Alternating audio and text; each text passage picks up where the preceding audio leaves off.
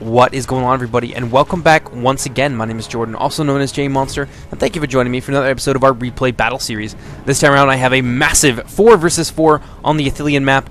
This is an incredible battle. It starts off as a field battle and it ends up as a siege. I think you guys are going to enjoy it. So as usual, we're going to take a look at the army compositions, and then we're going to jump right into the replay. The first army is the army of the orcs of Gondor, being commanded by yours truly. I've brought a couple units of orc marauders, a couple units of orc fellers, 3 units of goblin trackers, I believe 2 units of black rogues of the mountain, 3 units of Gondor guards, and a couple units of guardians of Karn Doom as well. I've also got a ballista, some blackguard, and a large, very healthy force of trolls. I've got 2 units of warg riders and 1 unit of the Bolgs champions. The next army is the army of my ally. This is Onyxia, commanding the orcs of the Misty Mountains. I believe he's got 2 units of blackback berserkers, a huge number of mountain uruk blades. He's got some Snaga skirmishers as well. A lot of people don't bring these guys because they overlook them because they are Snaga, but they are an extremely efficient javelin unit, and they will do a ton of damage to units that cost like 10 times the amount of money that they do. So definitely a worthy pick for your Misty Mountains army. He also has some heavy goblin crossbows. He's got some wargs as well, a couple units of wargs. And I'm pretty sure that's the entirety of his force. Okay, yeah, no, he has some snow trolls in there as well. Moving on now, let's go ahead and let's take a look at the armies of Harad. There are 2 Haradrim armies in this battle. The first is being commanded by Metalized. He has brought with him some self-run warband, a couple units of trollmen, a catapult, a large number of Haradrim archers, some Muhat tribesmen as well. We've seen them in a lot of battles. They are very powerful. In addition to that, to supplement his melee line, he's got a large number of Belliger footmen, some Casimirs chosen to the tune of, I believe, about 2 units of them, and he's also got one of the Mumakil as well. Over here we have the second Haradrim force being commanded by Sawbones McTavish. He's got a couple units of dismounted Serpent Guard, a couple units of Casimirs chosen, some Muhat tribesmen, some Belliger footmen, and some Mumakil as well. You can't quite see them, but he does have some Serpent Guard hiding over here, and some Serpent Bodyguard as well. And I believe that's pretty much the entirety of the attacking team, so let's go ahead and let's take a look at the defenders. The first army, and the closest one to the attacking force, is being commanded by Bobbington. He's got a huge shield wall here composed of Gondor infantry, I believe 2 or 3 units of archer militia, a couple units of dismounted swan knights, 1 unit of wardens of the White Tower, and these guys do some pretty hilarious stuff in this battle at my expense, so I'm sure you guys are going to enjoy that. He's also got a unit of Haven Guard, a trebuchet, and I think he's got some cav hidden in here as well, a couple units of cav. And let's go ahead and let's take a look at the army of Rune now, being commanded by Vislak. He's got 2 units of Variate Cataphracts and 1 unit of Brotherhood of the Lance. In addition to this, he's got a huge infantry force over here. He's got some Dragon's Wrath Guildsmen, a couple units of Loke Flag Rim, a couple units of Loke Scion Rim, some Balkoth Tribesmen, so a ton of javelins in this battle, and I think that's pretty much it for his infantry. The other attacking army is the army of the Sylvan Elves, being commanded by Archangel. He's brought some, these are technically shapeshifters, but they're not a finished unit, but they are still present in the game. You can use them in 0.86. They, we'll just call them shapeshifters instead of unlocalized placement text. It's a little bit more elegant, I think. He's brought a huge number of Hiri Lang. He's also got a couple units of Sylvan Heavy Swordsmen, 1 unit of Palace Guard, because what Sylvan Elf unit is complete without the beautiful and the deadly Palace Guard? He's got some Elder Royal Guard in addition to that, and 1 unit of Elder Royal Council, which is where his general is hanging out. You can't see it, oh yeah, you can see them right over here. He's got 1 unit of Elder King's Guard as well, to give him a little bit of a cavalry presence out here in these very open areas. The fourth and final defending army is the army of the High Elves, being commanded by King Fluffy Duck. He's got 1 unit of Phallus Lords that you can see right there, and the rest of his army, I think, is hiding over there in the woods. Ah yes, here they are in their entirety. He's got a couple units of Elder Rinway Swordsmen, 1 or 2 units, I believe, of Sindar Blade Master, some Elder Rinway Lancers, some Elder Rinway Nobles, and there's some Imladris Cav mixed in there as well. He's also got a couple units of Mithlon Nobles to give him a little bit more of a stronger cavalry presence. I don't think he has any archers, however. He's focused mostly all of his money on infantry and cavalry. So a little bit of a unique High Elven force here in that regard. But I'm pretty sure that's all for the army, so let's go ahead and jump right into the replay. And you can see the initial engagement beginning to take place here as the army of Bobbington is going to find itself extremely isolated. Most of his allies decided that they would deploy back here in this little fortress area and opted to defend that instead. However, Bobbington is going to stand his ground here and meet the oncoming forces of Gundabad and the Orcs of the Misty Mountains in head-on combat. Over here, his allies have elected to leave some of their cavalry down here to try and protect Bobbington's army, which I think is a good idea. If Bobbington is going to deploy down here, without this extra cavalry, then we'll be able to just kind of run right over him and not take too many casualties in the process. So Zinixia now sending in his warg companies to meet the threat posed by these Variag cataphracts, and they're really struggling right now. Those cataphracts are much better cavalry than the wargs, but the wargs at least have AP and anti-cavalry, so they'll be able to take at least a nice bite out of those cataphracts. I am trying to bring in a unit of my Bulks champions over to assist the wargs of Zinixia, but unfortunately they're going to get cut off by a unit of Brotherhood of the Lance. So we're now charging into combat against this Brotherhood of the Lance and doing a ton of damage to them. Look at this. There's a little bit of the Goblin Archers now getting stuck in there as well. I think that's a little bit of a micro mistake on the part of Zinixia. But I am now bringing in one of my units of wargs to flank that unit of Brotherhood of the Lance, and he's going to lose that unit very, very quickly, and we're going to try and destroy all of them. Over here, the cavalry of Zinixia really having a difficult time. He's lost two of his very important cavalry units early into the battle, which I guess it's a little bit of a fair exchange. We did manage to take out that Brotherhood of the Lance unit without too many casualties. So yeah, fairly even exchange here between the defending and attacking cavalry. Look at this. The poor army of Bobbington. This small, isolated force now trying to hold its ground against the oncoming onslaught of Zinixia and the Orcs of Gundabad. There's just a vast line of warriors now emerging from the tree line, and they smell blood. They are hungry, and they are coming for Gondor. Over on Gondor's right flank, we've managed to drive back the allied cavalry, the Variags, now retreating in the face of an overwhelming warg assault. I've got one of my units of wargs here alongside a unit of Bulks champions now, trying to... what I want to do with this is I want to try and bait him into bringing some of his cavalry over here and splitting them up a little bit, where we can support them with infantry and some of the remaining cavalry from Zinixia. So I'm moving a unit of wargs over to menace Bobbington's right flank with the possibility of some hammer and anvil attacks. That unit of Variag cataphracts instead now going to opt for a nice flank charge into my Bulks champions. We're going to take advantage of this and bring in our wargs from the rear and try and capitalize on the fact that we are now beating them over here with these cataphracts, so soon we'll be able to destroy them, and then we'll be able to circle around and destroy this one unit of cataphracts. Over here, though, this was when my heart kind of sunk a little bit, seeing all of this High Elven cavalry now pouring over the plains towards the rear of my warg riders.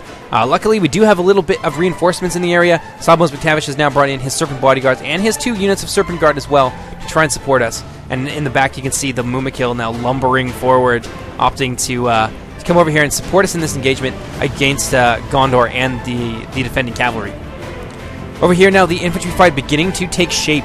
The army of Zinixia is going to get in there first, followed very closely by some of my Guardians of Karn Doom. And now Bobbington has brought his 2 units of cavalry, his hidden cav, out of the forest. There's 1 unit of Tier 3 Knights here, and there's another one over here. You can see them now moving into our back line, so this is going to be a real problem for us, unless we can find something to shut them down. My archers and my ballista now almost completely undefended. Wasn't expecting that cavalry. I probably should have. So now I'm going to try and pull off some of my units. I can see my flank over here pretty well free. I've got some... And there's some warriors from Zinixia over there as well. My apologies, English is hard. And yeah, I'm going to bring these infantry units into the battle, try and push back that cavalry. Over here, though, we have basically completely destroyed the defending cavalry. This Brotherhood of the Lance somehow managed to prevent themselves, or at least come back from routing, but prevent themselves from being completely destroyed. Now taking a rear charge from Sablos McTavish's Serpent Guard.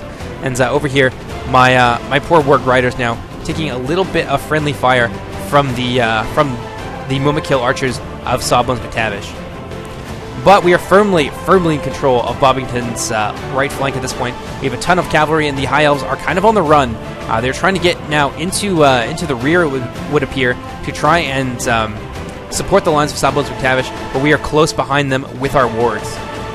Over here now, the infantry fight has gotten on in earnest. Look at this, a lot of Gondor spearmen and Gondor infantry now falling before the might of the Orcs of the Misty Mountain and the Orcs of Gundabad. But in our back lines, there's a lot of chaos. Bobbington has now brought in his Tier 3 Knights into my Goblin Trackers, and is beginning to disrupt my skirmish line. I've seen the menace, and as I said, I'm bringing in a couple units of infantry to try and counter these guys. Really, I'm not too worried about my archers, but what I want to protect most of all is my ballista, because it's going to be very important in attacking the heavily entrenched defenders over there on that hilltop in the distance. And these Tier 3 Knights really suffering in the face of that huge infantry charge. I've actually got some Blackguard in there as well, so these Tier 3 Knights need to move it or lose it, essentially. Over here you can see another cavalry charge now going in, what remains of Rune's cavalry being brought into my goblin trackers, and now he's going to turn around and begin to launch hammer and anvil strikes into the back of our line, alongside this unit of J.R.R. wardens, or J.R.R. knights rather, who are going to try and assist them in that. But at the moment, they're just kind of stuck out in the middle, and that's very unfortunate for them. Oh, look at this. Big charge coming in now from Sawbones McTavish, going to annihilate what remains of the J.R.R. knights, and this is what I feared the entire time. Bobbington now bringing in his knights to my ballista, and I'm making a little bit of a mistake here. They're kind of standing their ground, and what I should be doing is trying to run away. What I'm counting on is my infantry being able to swoop in from behind them quickly, but they're having a little bit of issue here, trying to reform before they can launch their charge into the back of those J.R.R. knights.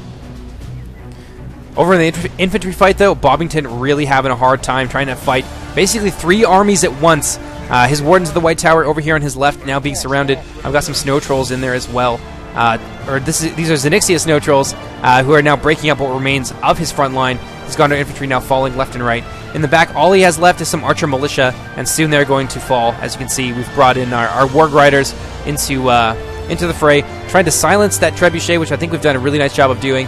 And now they're going to come into the rear of these militia and rout them off the field. At the same time, you can see Sawbones McTavish bringing in his Mumakil and doing exactly what I was doing with my wargs. Now these Gondor militia are going to begin to rout. This is really disastrous for the defending team. Bobbington has put up a good fight. He's killed about a quarter of our forces in total, but they have lost much, much more, and they're going to be down a player at this point. Over here, just a little bit of a tidbit that we missed. These poor Mumakil have gotten themselves embroiled in a conflict with these Balkoth tribesmen. They were wiped out almost entirely, but a lot of the Balkoth tribesmen went down with the Mumakil. But over here, this is so unfortunate. This one Mumakil is kind of having a pathfinding issue, and it's not actually routing, but it's just really unable to move anywhere, to move forward or backwards. So effectively, that unit is dead.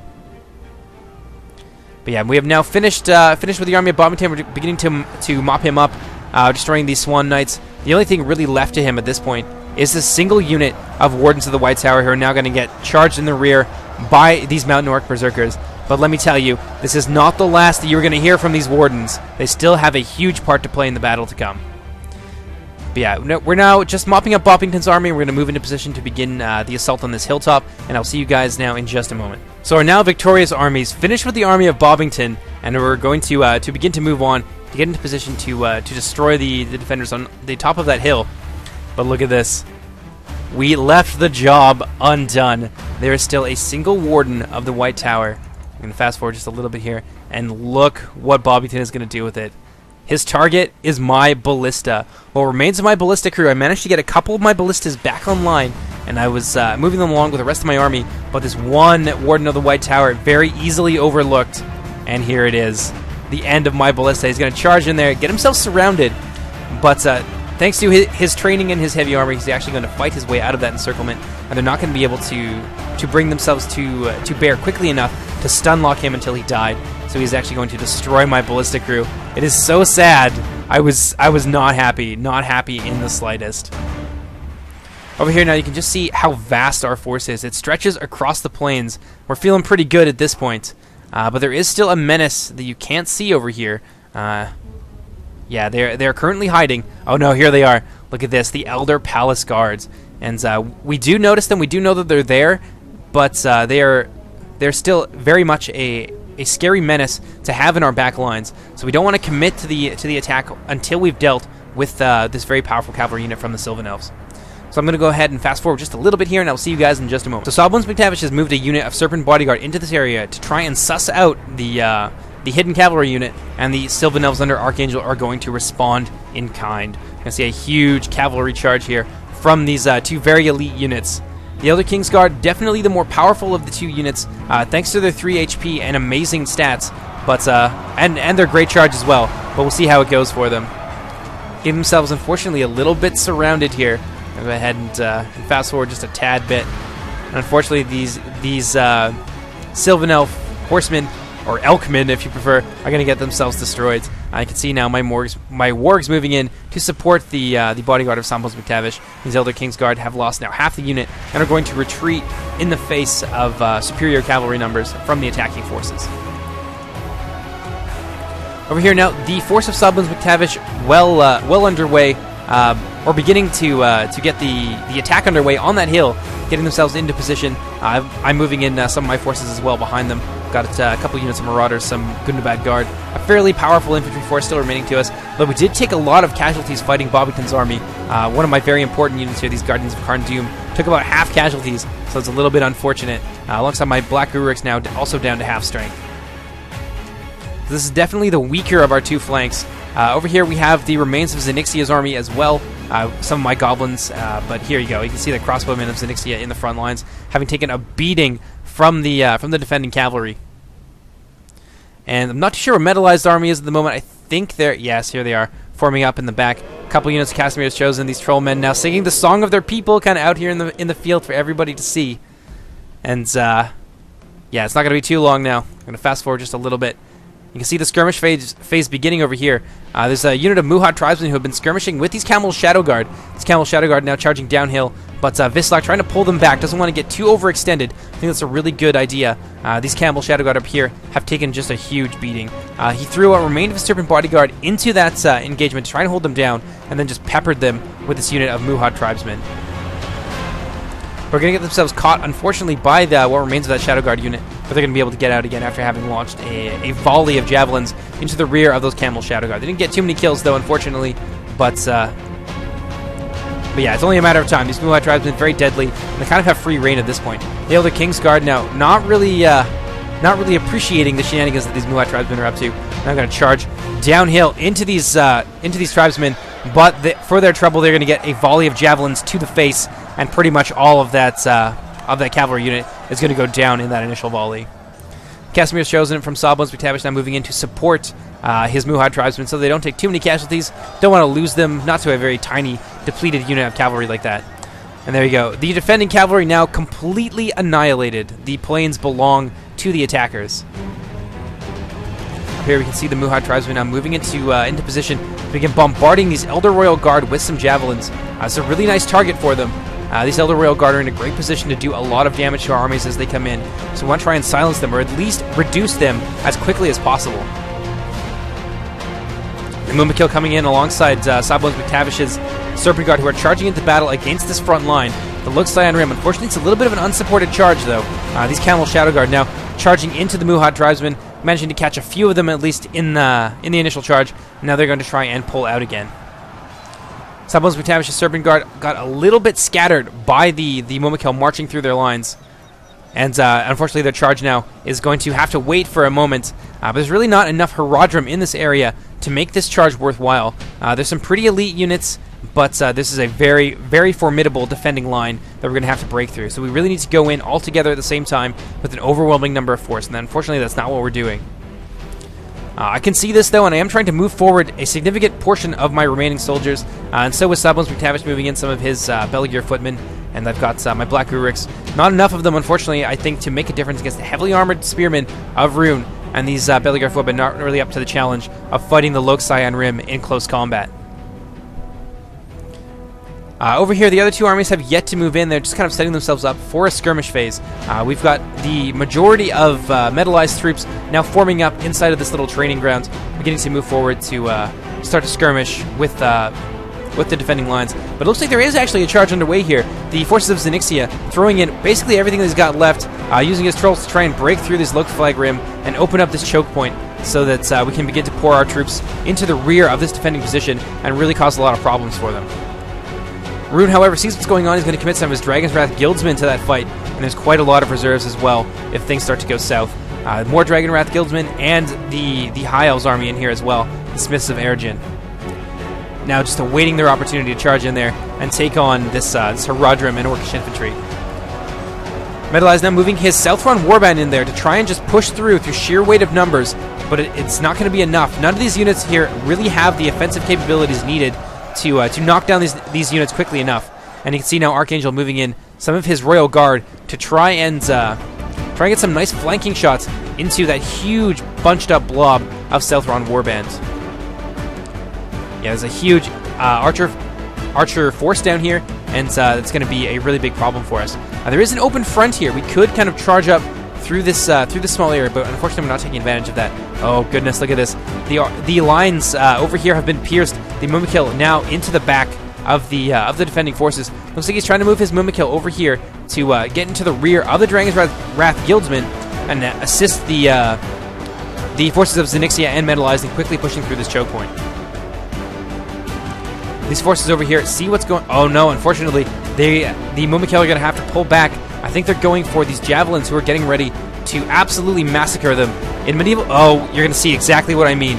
In Medieval 2, the Mumakil are heavily countered by javelins. Now this Mumakil not really liking the situation that he's in. Looks like he might start to panic and run. Though he is, oh yeah, he's going to try and get into the back of the Elder Royal Guard. But unfortunately, he wasn't able to get there and do any real damage before the javelins unleashed their payload and destroyed that Mumakil unit. It's very unfortunate. That would have been, I think, the decisive factor over here. And look at this, because there's a huge push now going through, but the High Elves can now freely reinforce with their hidden reserves in the back here and continue to hold up the armies of Metalized and Zenixia for so much longer. And really, the forces they now have arrayed against them, these swordsmen, are going to do a lot of damage to those Southron Warband. Over here, though, things looking a little bit better for us. We have a lot of heavy infantry in there. I've got my Guardians of Karn Doom, my Black Uruks, and not Metalized. Sawbones has his Casimir's Chosen in there as well. We're slowly beginning to push these Lok Scion Rim. In the center here, it's getting a little bit desperate for the defenders, but they've brought up another unit of Balkoth Tribesmen, and this is going to be so devastating. Look at them getting ready to fire. This is a huge opportunity for them. A massive flank volley in here could be enough to break our lines. Over here, Archangel now positioning some of his best to try and push us back in the center. I think these guys are going to unleash their payload and then devastate us with a charge from these elite Sylvan units. Oh, actually, it looks like Archangel is not going to waste any time in throwing in his best. Now, the Elder Palace Guard and the Skin Changers, who managed to penetrate our lines entirely, this is going to be huge for them. They're going to be able to surround this blob of attacking infantry here and deal so much damage to them. I can see that we're kind of struggling up here, and I don't really have a ton of forces left to throw into the battle, so I'm trying to move my Warg Riders now into their back lines and begin to destroy some of their archer companies, who are causing us a lot of trouble as well. Over here, though, we're having some troubles with the pathfinding, not really able to get our wargs through there in a timely manner, and now the archers are going to have the time they need to fire into my wargs and deal a lot of damage to them. So these wargs, not very long for this world at this point, unfortunately. I definitely understand this, but I'm going to throw them in anyway, hoping that maybe some of the archer units that are supporting them will maybe get a little bit of friendly fire at the very least. Over here, though, I've moved up my Goblin Trackers and thrown a unit of Orc Fellers now into the front of these Locate Flag Rim, hoping to do a lot of damage to them, but unfortunately, these Orc Fellers were not up to the task, and it's going to turn out to be a waste of a unit. And these are very precious resources now. You can see the defenders are starting to pull the percentage back by a huge margin. It's now almost dead even. And yeah, it's really going to be a struggle from here on out for the attackers. So seeing that my Orc Fellows have been routed, I'm going to move a unit of Gundabad Guard in here to make sure that these guys don't sally forth and attack my archers while they begin to pelt them with arrows. But that unit of Gundabad Guard is going to be sorely missed over here. I'm now forced to commit my General's Bodyguard instead into the rear of these Sylvan Heavy Swordsmen, getting a nice rear charge, cutting down quite a lot of them, hoping to finish these guys off quickly so that we can begin to move in and defeat the remaining forces that the defenders have available to them. But there's really not a whole lot left for me. I've got my Gundabad Guard. Everything else has been committed. Let's say that's going to be the end of the Misty Mountains General. Zenixia's General's Bodyguard now falling in combat to the forces of the High Elves. You can see they've brought now in some of their best units over here to try and counter the assault from Zenixia and Metalized. Sindar Blademaster's taking a huge javelin volley in the back from the mass ranks of these Muhad tribesmen. Metalized doing a nice job here, shutting down this very important unit. But unfortunately, the High Elves under King Fluffy Duck going to come in with their Smiths of Ergen and begin to engage these Muhad tribesmen in close combat. They're just not doing enough damage to these Sindar Blademasters to completely annihilate the unit, and so now they're going to find themselves very quickly surrounded here by two very powerful High Elven units. Over here, there is a little bit of hope for Metalized. He's got another unit of Muhad tribesmen in the back right now, beginning to pelt these Smiths of Ergen with their very powerful javelins. So these Sindar Blademasters now free to do whatever they want, though. They're going to come into the rear of these Muhad tribesmen and try and silence them and prevent Metalized from lending the support that this Muhad tribesman unit so desperately needs to them in this combat against the Smiths of Ergen. Metalized does still have his catapult, though, running the risk, unfortunately, of hitting some of his own troops. He's firing it now into what looks like the Smiths of Eregion, but he could very easily hit his own Muhad tribesmen, and that could be disastrous for that unit. They would start to rout immediately. Over here, it looks like Metalize moving in some of his best. The Casimir's Chosen moving into position. I think they're heading into this choke point. I think that's a bit of a mistake. Yeah, send one or so unit backed up by maybe one of these units of Trollmen to push through here, but balance your deployment a little bit more and use those Casimir's Chosen alongside the second unit of Trollmen to surround these Smiths of Eregion, deal with them swiftly, and then you can turn around and destroy these Centaur Blade Masters. Over here, though, a lot of metalized belly gear footmen falling in combat against two very powerful high elven units, the Mithlond Nobles, alongside the Phalas Lords, one of the best infantry units in the game, taking on these belly gear footmen, and they really don't have a chance. It is very unfortunate. We're losing a lot of troops now that we need to be concentrated, and we're losing them in these tiny little skirmishes like this, so it's a big mistake on our part. Over here, though, things looking really disastrous. The defenders now feeling confident enough to actually come out of their choke point and attack us.